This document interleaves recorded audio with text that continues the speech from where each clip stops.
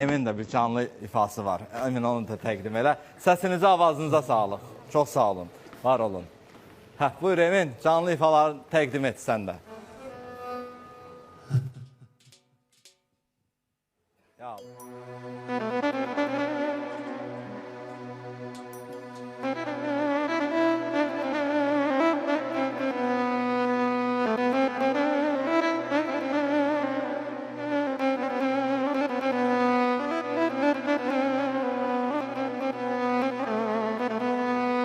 Yamandır kalbime tokunma gafil, yandırır sinemi söz hasta yasta.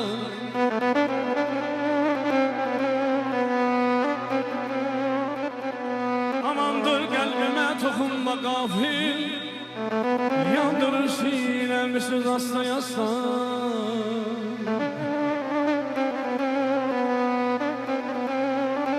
Koyarsın gözümden yaş sel, sönsün sinem üstüne, köz aslı yasla.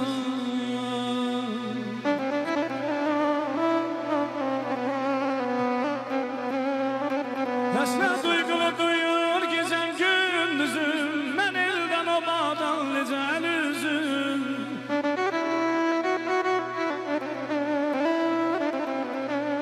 Nesne duygulu dur gecen gündüzüm, ben elden obadan lecel üzüm.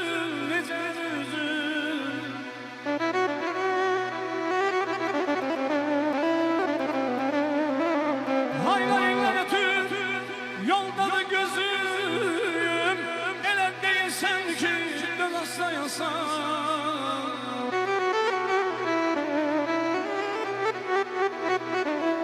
Keçti nese bahar, keçti nese yaz, Təbrizə olmadı üləyimcə yaz. Ay dostlar, cavanlıq bir daha qapımı açmaz. Cavanlıq bir daha qapımı açmaz. Saldı gözümdən söz aslayası həbibim. Əzizimə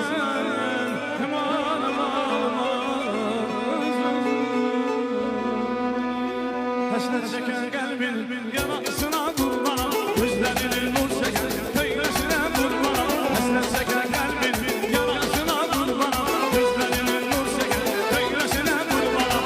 Gülüşüne gelmemişem bakışlar, ben kalbimi bilmemişem bakışlar.